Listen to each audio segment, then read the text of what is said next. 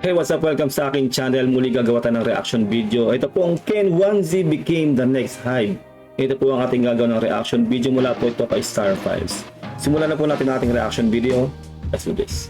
Right now, 1Z Entertainment is at the most dangerous moment in any music company's life. Not because they're failing, because they're succeeding. And this is exactly the stage where most artist-owned labels make the decisions that will either build something lasting or quietly collapse everything they worked for.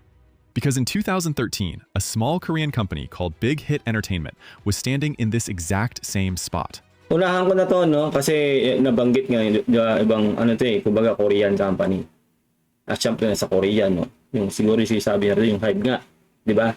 Kung ang magiging tema ng video po na to ay pagkukumpara sa kumpanyang 1Z Entertainment at doon sa Korean company na hype, ay hindi po para sa akin, no, hindi po tamang ikumpara po. Una-una, magkaiba ang sistema ng Korean culture at sa Philippine culture ng both company, di ba? Ganun po.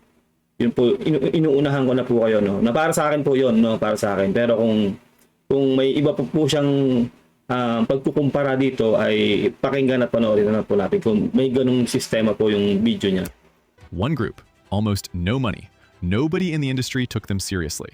Today, that company is HYBE, worth billions, multiple global acts, a completely different scale. But for every HYBE, there are hundreds of labels that reached this same stage, made the wrong calls, and never recovered. So the question isn't whether 1Z has potential. The question is whether they are making the right decisions at the right time. Because in this industry, timing is everything. Part 1. What 1Z is actually building. In October 2023, SB19 left their previous management and launched 1Z Entertainment. Yes. Pablo became the founding CEO. For the first time, the group had full ownership of their name, their music, and their direction. At syempre sobrang proud tayo mga 18 doon, no, na talagang tumayo sila sa sarili nilang paa at dumaan po sila sa napakatinding struggle. Ang SB19, syempre dahil nga po sa ginawa nila na yan, ay talaga po meron na po silang freedom, actually total freedom sa kanilang galawan dito po sa kanilang karera. But here is what separates 1Z from a typical artist management setup. From day one, they publicly stated this company was meant to grow beyond SB19, not just manage one group, build a system for Filipino talent. Tama yon, kasi isipin nyo, di ba, ngayon meron lang Sonara, di ba? Hindi siya mag-i-evolve lang o hindi lang siya magre-revolve sa SB19, no? Talagang magdi-discover at maglalabas po sila ng iba't ibang mga artists, no? Nabanggit na po yan talaga ng SB19. That kind of statement is easy to make. Companies say it all the time. What matters is whether the actual decisions match it. And in April 2026, 1Z made a move that most people scrolled past without realizing what it meant. Pablo stepped out of the CEO role and moved into a president position, focused purely on creative vision.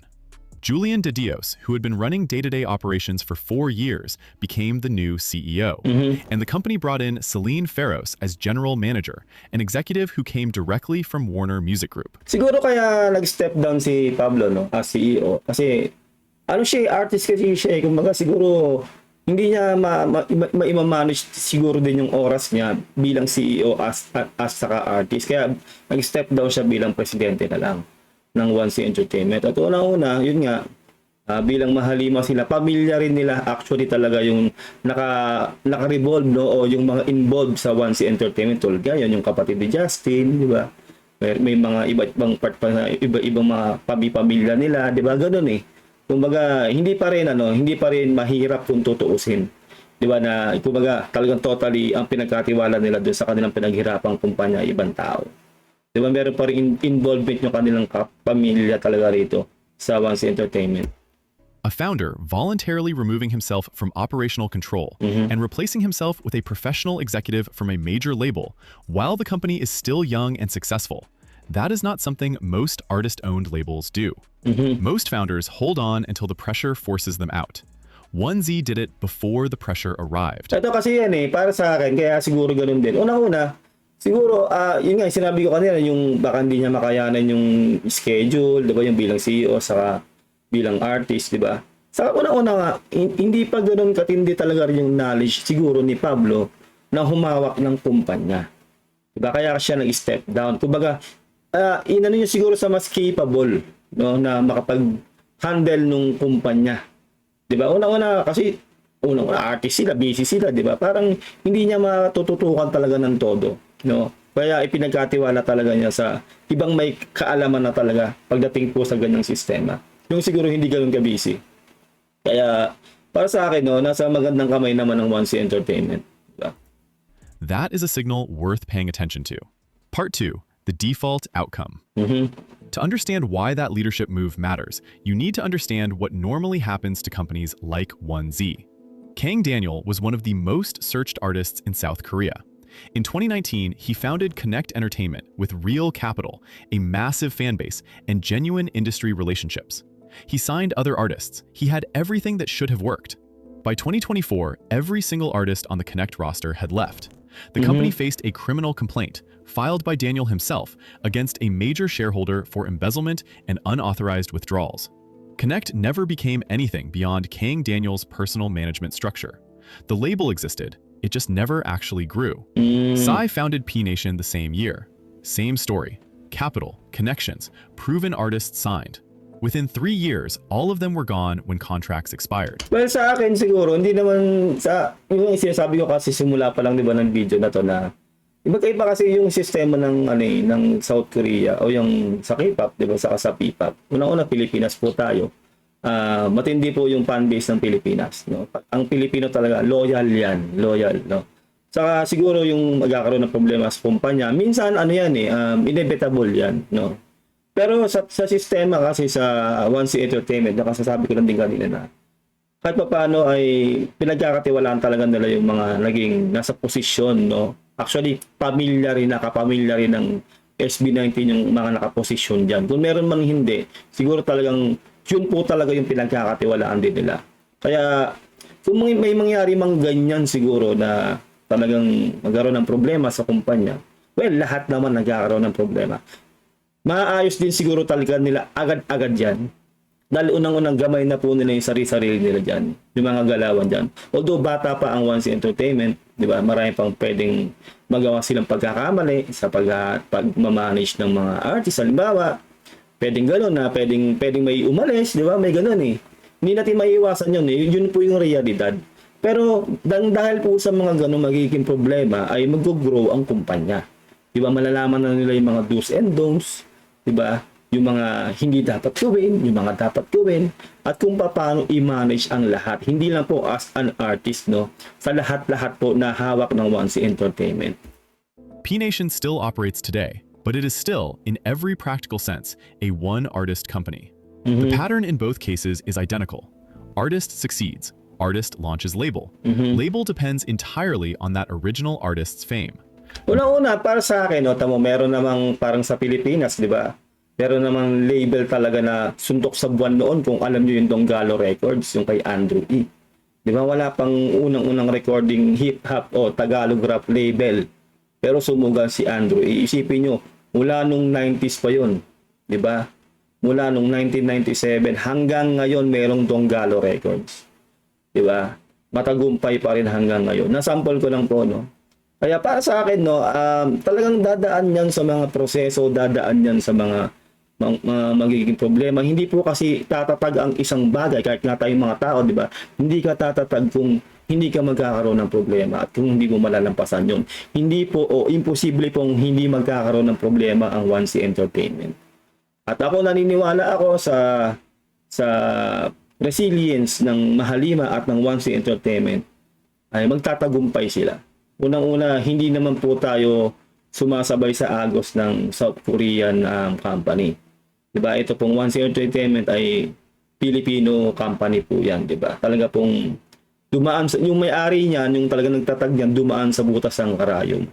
Siguro darating ang panahon, magkaroon man sila ng problema, malalampasan din nila yan. Tulad ng nalampasan nilang mga naging struggle nila nung artist pa lang sila, itong SB19. Bago pa nila matayo yung 1C Entertainment. No real pipeline. No professional management structure. And when the commercial cycle eventually slows, and it always does, the label has nothing underneath it. That is the default outcome for a company in 1Z's position, not HYBE. Connect is the default. P Nation is the default. Hybe is the rare exception. Sa akin, hindi talaga eh. Hindi, kung yun man yung magiging parang porke nangyari sa Korean company, parang iisipin mo na magiging ganun din yung magiging kahinatnan ng 1C Entertainment. Sa akin, hindi ganun eh. Iba-iba yan eh. Unang-una, Philippine company nga yan, di ba? Iba ang dating iba mag-manage ang Philippine company. Well, yung structure na sinasabi niya na talagang pwedeng magkaroon ng problema, inevitable no, lahat pwedeng magkaroon talaga ng problema. Pero sa tingin ko, malulusutan agad talaga yan o maayos agad talaga ng 1C Entertainment kung meron. Baka ngayon nagkakaroon din sila ng mga problema eh, di ba? Hindi lang na-announce o hindi lang natin alam. Ganun yun. Real talk yan. Lahat, kahit tayong mga tao, normal na tao, may problema, di ba?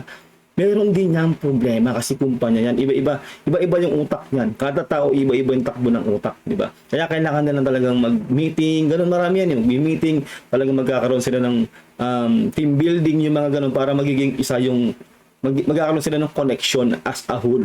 Ganun yun. Imposibleng hindi magkakaroon talaga ng problema ang isang kumpanya. And the difference between them is not talent or ambition. It is structure and timing. Part 3. What Hybe actually did. Big Hit debuted BTS in 2013. For the next several years, the company was completely dependent on that one group. The finances, the visibility, the entire operation, all of it ran on BTS. The move that changed everything did not happen after BTS peaked. It happened while they were at their absolute highest point. Sa akin, no, kumbaga, parang doon na pupunta to eh, na parang baka sabihin niya rito, hindi ko pa ito napapanood, pero parang ganun yung dating eh. Parang sinabi niya yung BTS, yung sikat-sikat noon, parang umiikot na nag-revolve na lang yung company na yun sa BTS, di ba? Sa akin, normal yun. Kasi una sabi nga, may kasabi, strike where the iron is hot, di ba? Una-una itong 1C Entertainment, sobrang batang kumpanya pa. At syempre, SB19 ang grupo talaga pa lang ng 1C Entertainment hanggang sa nagkaroon na nga ng Sonara. So ganun yun, talagang sa ngayon magpo-focus muna, 'di ba, bago yung wala pang Sonara, no? Naka-focus muna yung 1C Entertainment syempre sa SB19. Ganun yung kaya nga ngayon meron ng Sonara, lumabas na yung Sonara, 'di ba?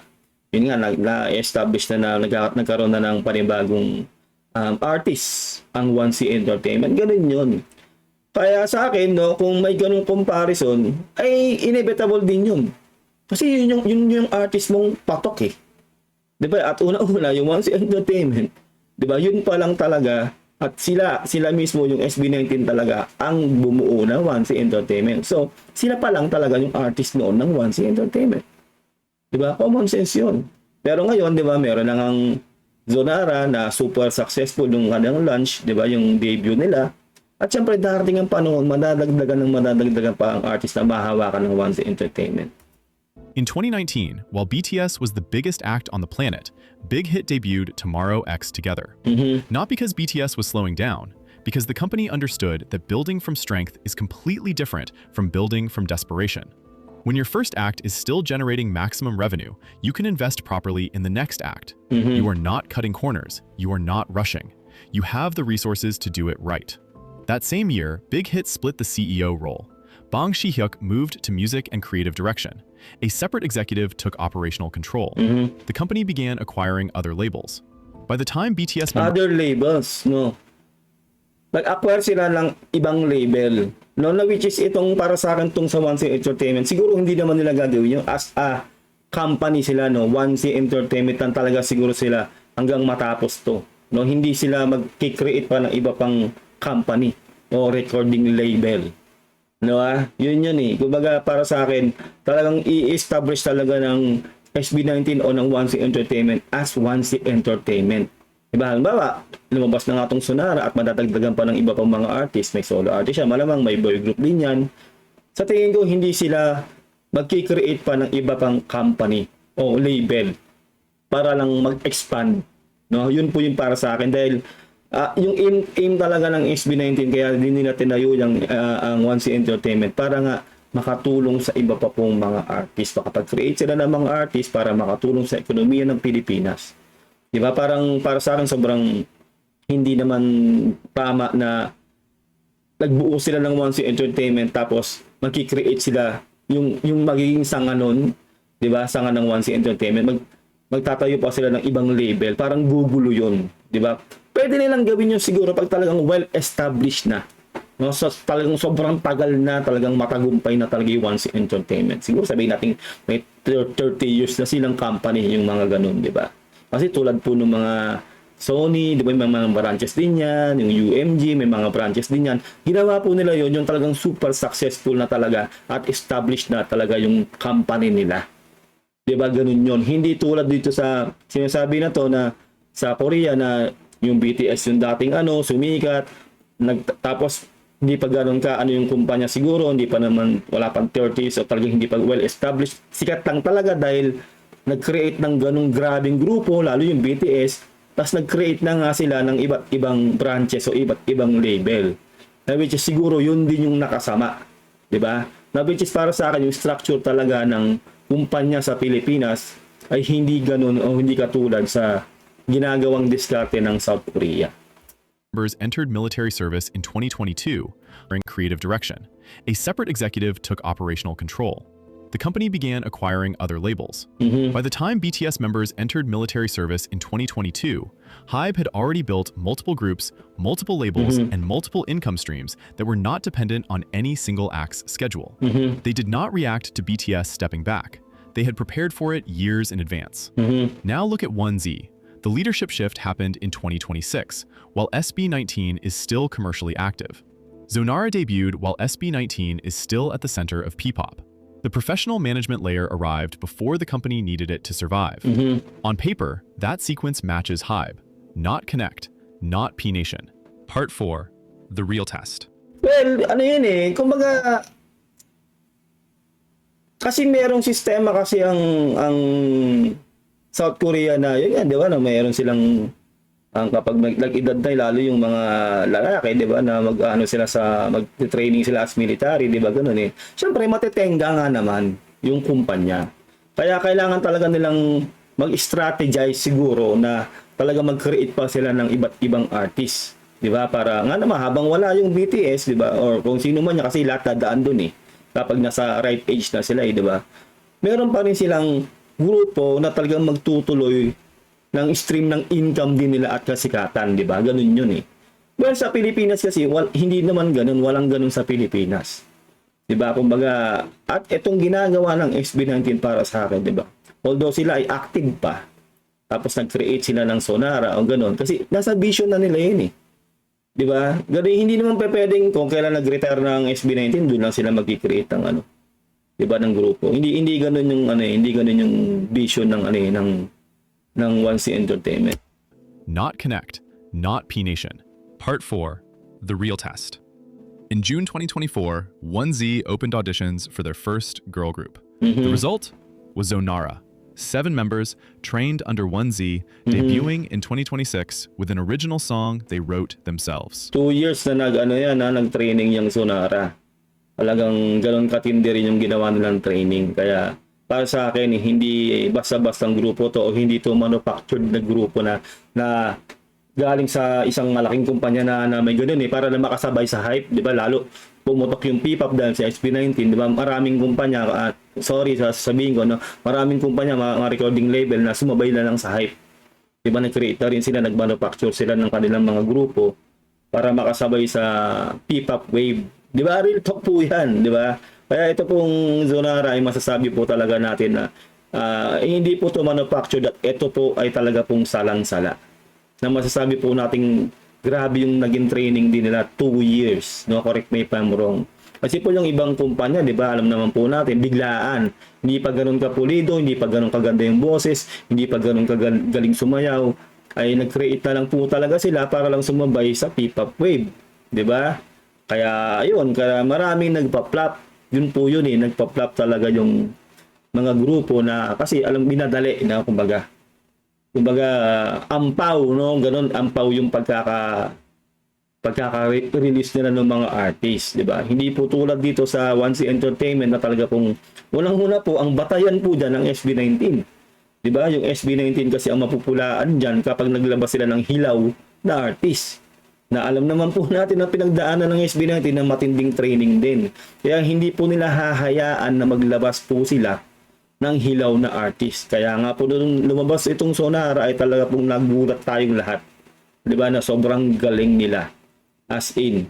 Kaya to nag-debut sila, no, talagang nag-number 1 na nga po yung kanilang Kantang Tabi sa iba't ibang streaming platform sa buong mundo.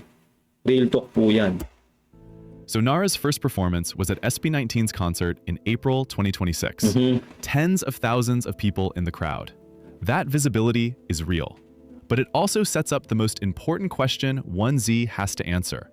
Can Sonara build a fan base that is genuinely independent of SB19? Sa akin, ayun nga, no, sabi na may ano siya parang, parang ang sinasabi niya dito, parang pwedeng mag-shadow lang yung kasikatan ng Sonara dahil sa fan base ng SB19. Sa akin po, hindi. Although nandoon, syempre, susuportahan talaga ng 80 ng Sonara. Diba? Pero sa akin, no, sa ipinakita ng Sonara o ipinapakita ng Sonara, unang-una sa naging performance nila, diba, sa WAS, sa Aurora at kung saan-saan pa. Hanggang sa nag-debut na nga po sila at nilabas na nila yung audio nila, nilabas na nila yung official music video nila, hanggang sa nag-escolta na sila. Nakita talaga ng mga tao na talagang talented sila, na deserve silang suportahan. Sinasabi ko po to hindi bilang 18 ha. Baka sabihin kasi na, 18 ka kasi, syempre wala kang sasabihin hindi maganda sa Sonara kasi hawak yun ng 1C. Hindi po ganun. Talaga po kung kayo ay casual, no? Casual kayo na viewers o casual kayong listener ng Sonara. Kapag nakita nyo talaga silang nag-perform at narinig nyo yung kanta nila at yung swag nila sa stage, masasabi nyo talaga na deserve po nila na magkaroon po talaga ng sarili nilang fan base. Naniniwala po ako doon. Although matik po talagang susuportahan po yan ng mga 18 na syempre na supporter po yun ng SB19. Naniniwala po ako may magkakaroon po ng sariling fan base, no? Ang Sonara. Ganun po yun. At hindi po kasalanan ng Sonara na suportahan sila ng 18, no? Matik po kasi talaga yun. Syempre hawak ng SB19 ang Sonara. No? Kumbaga naging blessed lang sila na talagang galing sila sa 1C Entertainment na hawak ng SB19 na sobrang sikat talaga sa P-pop. Diba? Hindi po kasalanan yung Sonara. Pero naniniwala po ako na talagang makakapagbuo ng casual viewer o casual na fan base, no, na hindi 18 itong Sonara. Itaga nyo sa bato yan. Real talk lang. Kasi talagang magaling po itong mga batang to. Because if Sonara's audience is mostly A10, the SB19 fan base, then 1Z has not expanded its market. Hindi ako naniniwala doon. No, which is sabi ko nga, matik na susuportahan talaga ng ng 18 yan. Pero naniniwala talaga ako na magkakaroon talaga ng matinding ibang fan base hindi galing sa 18 itong Sonara. Kasi talented sila. Hindi yan masasabi na, ay, dumami lang yung fan base niyan dahil hawak ng SB19, 18, siyempre sumusuporta dyan. Hindi po ganun. Kasi talagang pinakita nila sa galawan nila, kung paano sila kumanta, live na live, kung paano sila mag-perform. Isipin nyo di ba? Actually, hindi pa sila ganun katagal bilang na-launch na artist, di ba? Pero masasabi po natin kasi yung training din talaga nila Hindi biro 2 years, correct me if I'm wrong. At yun nga, ang pinanggalingan nila nga, yung kanino ko pa sinasabi, SB19 na grupo na para sa akin, no, hindi isasalalay ng SB19 yung pangalan nila. O hindi sila maglalabas ng hilaw na artist. Kasi magbabackfire sa kanila yun magiging nakakahiya sila. Kapag itong Sonara ay maging hilaw. O yung mga susunod pa magiging artist ng 1C Entertainment. No, kaya ako naniniwala ako talaga na magkakaroon ng sariling fanbase itong Sonara. Real talk yan. The SB19 fan base, then 1Z has not expanded its market. It has divided the same audience into two. The total number of people supporting 1Z does not grow. It just gets split across 2 acts. That is not scale. That is redistribution. Hindi, sa akin, hindi sa 18 talaga. Kasi siguro kung yung iba, syempre, yung ibang fandom, may ganun sasabihin, sumisikat lang yan dahil sa 18, ganun. Sa SB19 na fandom yan, sinuportahan na nila. Hindi po. Hindi ganun. Talagang, sabi ko nga, di ba, yung mga dating grupo na girl group, galingan nyo pa masyado. Mas galingan nyo pa. Dahil nandito na yung Sonara. Kasi hindi ko po sasabihin kung hindi ko po nakita yung galawan ng Sonara. Kung hindi ko narinig yung boses ng Sonara. kung hindi ko nakita yung kung gaano kaganda yung music video nila, kung gaano katindi yung recording nila. Lalo-lalo na yung live performance nila. 'Di ba? Kasi ganoon eh, hindi mo pa pwedeng hindi ka pa pwedeng maglabas ng ganung statement lang. Tulad ng sinasabi ko, 'di ba? Na para lang iangat lang yung Sonara. Hindi ako ganung klaseng tao. Pag alam kong mali, alam kong may hindi maganda, sasabihin ko hindi maganda. 'Di ba? Hindi po bias dahil bias ka kasi nga 80. Hindi po ganoon. Talaga pong kahit po yung mga casual viewer, no, ikaw may naligo ka dito sa aking channel, no, at parang may iniisip kang gano'n na baka nga gano'n, sinusuportahan lang dahil 18. Panoorin mo yung Sonara. Panoorin mo yung mga video ng Sonara. Panoorin mo yung mga naging live performance sila. Doon mo makikita kung tama ba yung sinasabi ko o hindi. Ikaw na yung mag-judge sa sarili mo. Kung ikaw na mag-isip kung talagang makakakuha ng sariling fanbase itong Sonara. Ikaw na yung maging judge, no? Hindi na kita sasabihan na ganyan. Ikaw na mismo ang mag-judge sa sarili mo. Kasi talagang mapapatunayan mo yan bilang ikaw tao ka, observer ka, nanonood ka. Mapapatunayan mo sa sarili mo yan kung talagang tama bang suportahan yung mga artist na yan. Kung ganun ba sila kagaling, ganun ba sila kahusay kumanta, mag-live performance, yung aangas nila, yung lahat. Di ba ganun yun? Ikaw na mag-judge kasi lahat po tayo, meron po tayong sarili-sariling opinion. Pero yung sa akin, bilang ako, na-observe ko, no, magtatagumpay ang Sonara in their own way nang hindi lang sinusuportahan ng fanbase ng SB19. Real growth means Zonara pulling in people who never followed SB19, people who found Zonara first. That is the difference between a company that is genuinely expanding and one that is just adding acts to the same fan base. Kaya nga sabi ko sa inyo, di ba, pag tumagal-tagal yung Sonara, doon na tayo magkakaalaman. 'Di ba? Yung magki-create siya ng sarili niyang pangalan, ng sarili niyang wave, ng sarili niyang fandom. 'Di ba? Ganun 'yon, 'di ba? Kaya ako siguro hanggang doon na lang yung sasabihin ko. Basta ako sinasabi ko lang talaga na may sariling galawan ang Sonara. Magki-create siya ng sarili niyang fandom, ng sariling fanbase niya na hindi galing sa 18. Itaga niyo sa bato yan, yun yung opinion ko. No, balikan natin tong topic na to paglipas ng ilang taon. No, doon natin malalaman kung magiging successful sila. Pero ako naniniwala ako na magiging successful tong Sonara. Dahil ganun sila kagaling. Kaya uulitin ko yung sinabi ko, no? Kaya nga yung mga dating girl group na galingan nyo pa, mas galingan nyo pa dahil nandito na ang Sonara. Sabi nga nila, di ba? Tabi-tabi. Di ba? Yun eh. Kumbaga binibigyan na kayo ng warning ng Sonara. Di ba? Nandito na nga sila. Ibig sabihin lang nun, huwag kayong pakampante, galingan nyo pa. Dahil ako na nagsasabi sa inyo, itong Sonara, ay talagang bibigyan kayo nito ng matinding laban. This is the test that will define 1Z's next chapter, not the debut. What happens in the 12 to 18 months after it. On top of this, 1Z opened broader trainee auditions in January 2026, open to all genders and ethnicities aged 15 to 25. This is not just talent scouting. This is the beginning of a repeatable system. Not one group, not two. A pipeline that keeps producing acts, whether or not any individual group is at its peak. Part 5. The risks that matter. Here is what the coverage of 1Z consistently leaves out. Everything 1Z has right now, the visibility, the industry credibility, the ability to attract partners, the attention Zonara received at debut. Actually, ito, may bilala ko naisip. Actually, yung galawan nga ng 1Z Entertainment, actually wala nga gaanong suporta o exposure sa mga mainstream media. Diba? Isipin nyo yan, di ba? Talagang masasabi po natin sobrang baby pa ng 1Z Entertainment. Pero nakita nyo naman, di ba? Although baby pa lang ang 1Z Entertainment, pero nakikita natin yung way nila kung paano na iangat yung label nila o yung mismong kumpanya nila. Diba? Gumagawa sila ng sariling galaw talaga nila. Although hindi ganoon kalakas yung promotion outside, no? Kumbaga, sabi ko nga sa mainstream media, lalo tong Sonara, hindi naman masyadong nababalita rin sa mga mainstream media, di ba? Dahil alam naman po natin, lalo po yung isang mainstream media ay hawak nila yung isang malaking girl group, di ba? Hindi po talaga, kumbaga, magiging competition po yun. Common sense na lang po gamitin natin, di ba? Hindi po sila gaanong ipopromote doon dahil meron silang hawak ng malaking girl group na sobrang sikat din talaga. Na syempre, na proud din talaga tayo kasi Pilipino tayo. Pero yun nga, yung sinasabi ko, kumbaga, hindi pa nga ganun katinding na po-promote talaga itong Sonara. 'Di ba? Pero doon na yung tindi ng clamor talaga. 'Di ba? Nagpapasara na nga ng isang kalye sa Escolta, 'di ba? Itong Sonara, 'di ba?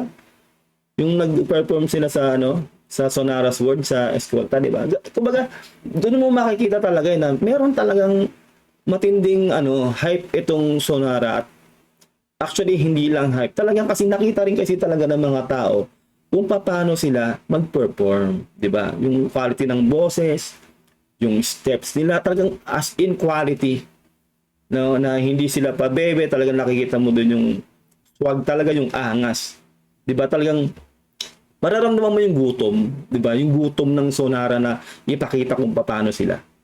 Na kaya tama nga yung kanta nilang Tabi. Kumbaga, magiging warning yun sa ibang girl group na talagang matagal na sa industriya na, naku, mas galingan nyo dahil pag etong Sonara ay umalagwa to, naku, yari na talaga kayo.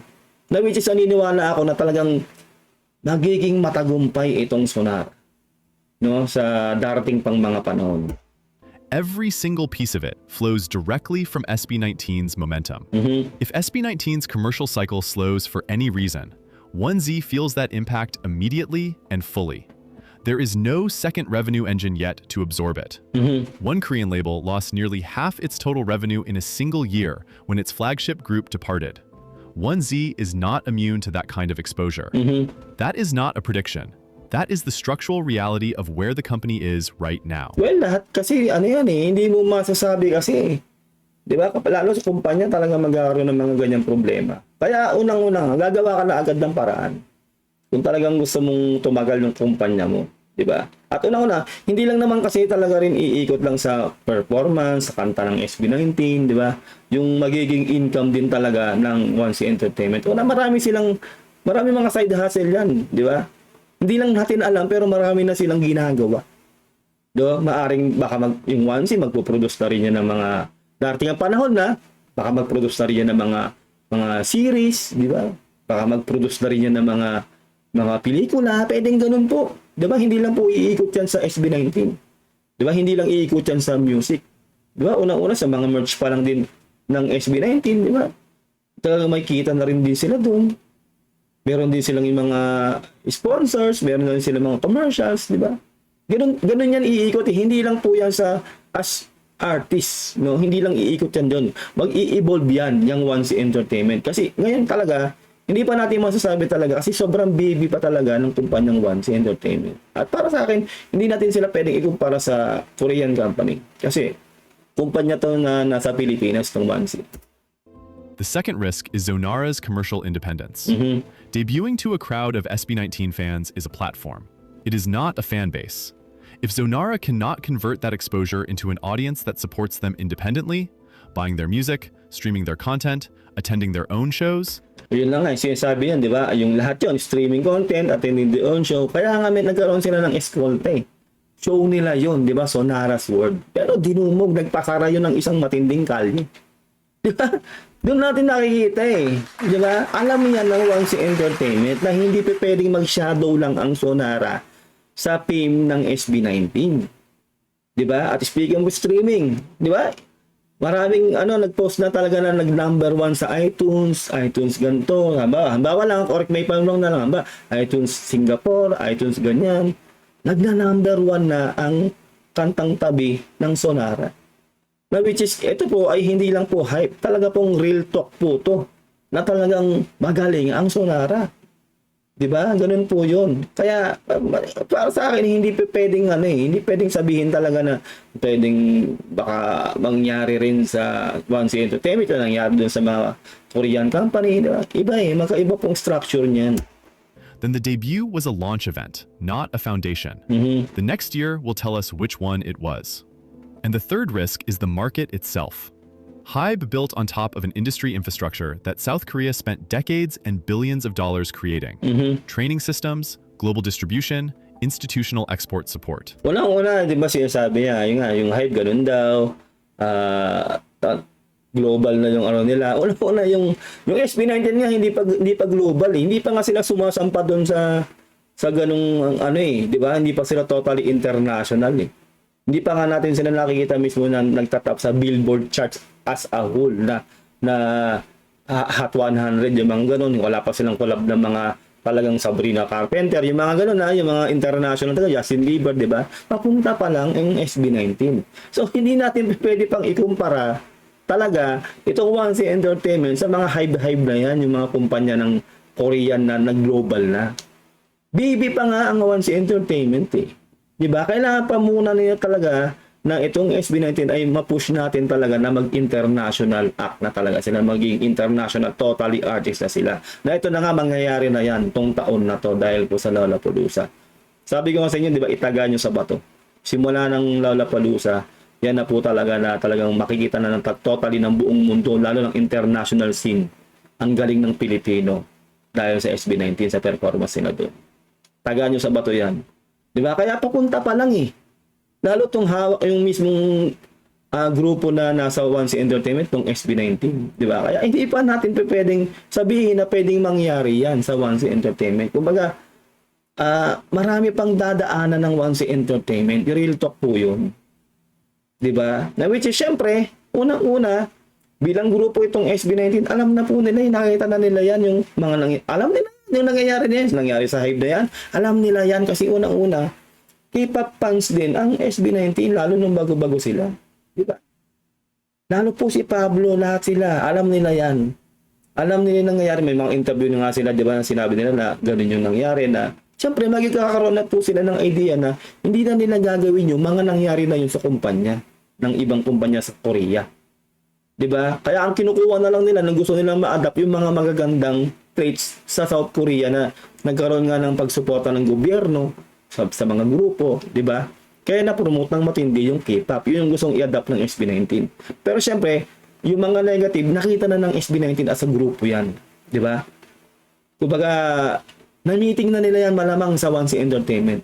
Yung magiging goal nila na hindi nila gagawin yung mga nangyari na sa ibang kumpanya. Na although minsan inevitable talaga na magkakaroon ng problema, pero para sa akin talaga, malalampasan nila yan kung ano man yung magiging problema. Kasi meron ng blueprint eh. Meron ng halimbawa. Kumbaga, nasa mukha mo na eh. Di ba? Nasa pagmumukha mo na yung nangyari sa iba, gagawin mo pa ba?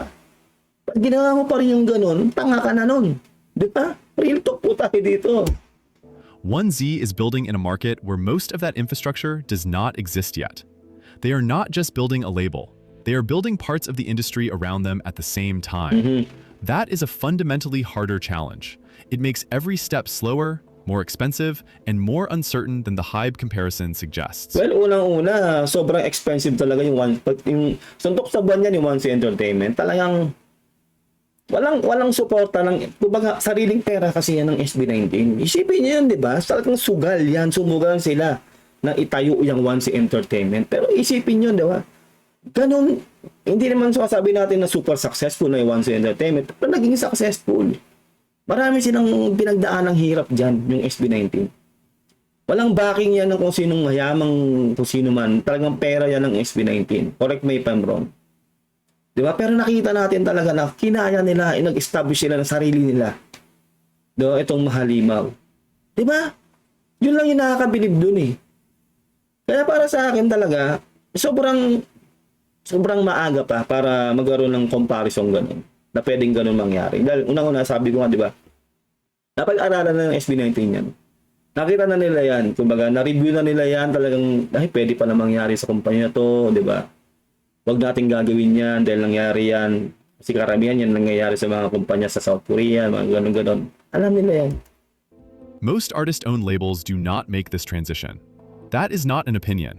That is what the history shows. The companies that do make it are the exception, not the pattern.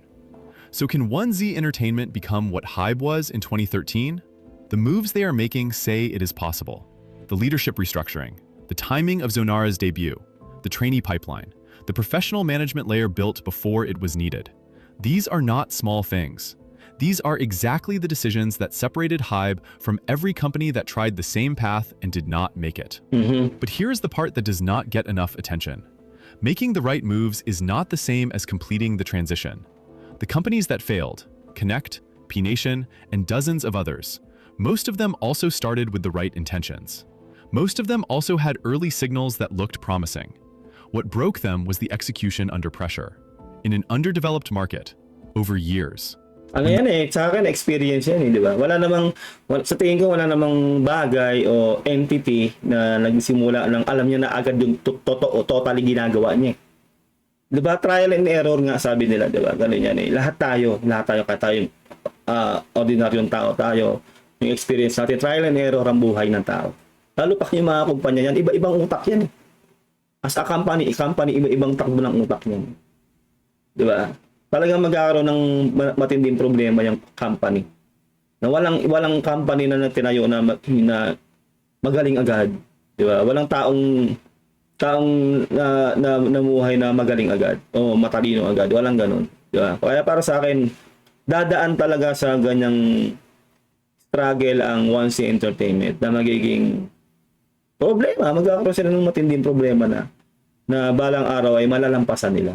Kasi nga baby pa nga yung 1C Entertainment. Real talk. The money gets tight and the decisions get harder. That is the stage 1Z has not reached yet. And that is the stage that will decide everything. Tama, kasi baby pa nga, di ba? Paulit-ulit yung sabi, baby pa ang 1C Entertainment.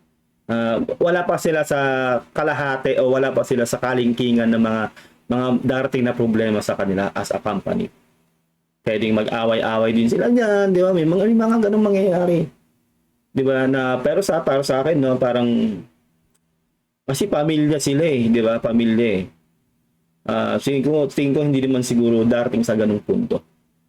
'Di ba? Kasi talagang masasabi natin na pinaghirapan nila 'to 'Di ba? As a grupo itong SB19 Iba yung vision o saka yung vision kasi nila, maganda yung vision nila as a whole Hindi lang para sa sarili nila Para to sa Pilipinas tong ginagawa nila. Diba? Para makatulong sa ekonomiya ng Pilipinas. Na sana nga, noon ko pa sinasabi, na sana ma-recognize na ng gobyerno natin na suportahan lalo po itong mga P-pop groups na po talaga. Ito na po talaga nagbibigay ng matinding wave sa international scene, itong P-pop. Na sana talaga pagtuunan ng matinding pansin ng gobyerno natin sa Pilipinas at ng matinding pondo. Diba? Suportahan talaga. Para ma-push ng matindi ang P-pop dahil ito na panahon na po talaga kasi ng P-pop ngayon 'Di ba? Ito na nga pumasok na nga yung BINI, ngayon yung SB19 na, 'di ba? Talagang P-pop na po talaga ngayon yung may hawak talaga ng OPM. Real talk po yan kahit ano pang sabihin nyo. P-pop na po talaga ang batayan ngayon ng OPM. 'Di ba? Nang dahil sa P-pop nakikilala po ng todo ang OPM sa buong mundo. 2 years from now, one of two things will be true. Either Zonara has built its own audience, the pipeline has produced new acts, the professional leadership has held under real pressure, and 1Z looks less like a management agency and more like a label with a system. Or the structure cracks. The SB19 dependency stays, the pipeline stalls, and 1Z becomes another company on the long list of labels that had everything it needed, except the execution. Right now, the signals point in the right direction. But in this industry, signals are not outcomes. And the gap between the two is exactly where most companies disappear. Kumbaga para sa akin, let's wait and see. Kasi sobrang bata pa talaga ng 1C Entertainment. Pero sa nakikita ko po ngayon sa diskarte ng 1C, as a company sa paghawak nila sa SB19, saka sa pag-launch nila ng Zonara so far, ay maganda po yung nagiging outcome. Kaya, pero sinasabi nga po, inevitable po talaga magiging problema.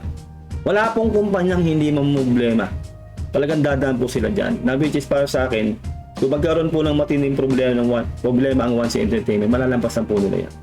Dahil unang-una na-build ang 1C Entertainment ng meron silang isang matinding goal para makatulong talaga sa mga OPM artists o sa mismong Pilipinas. Makatulong sa ekonomiya ng Pilipinas. Maraming salamat kung nakaabot ka hanggang dito. Maraming salamat talaga sa mga nagsusubscribe. Siyempre sa mga naglalike din sa ating video. Maraming salamat. Ingat kayo lahat. God bless and peace out. Bye.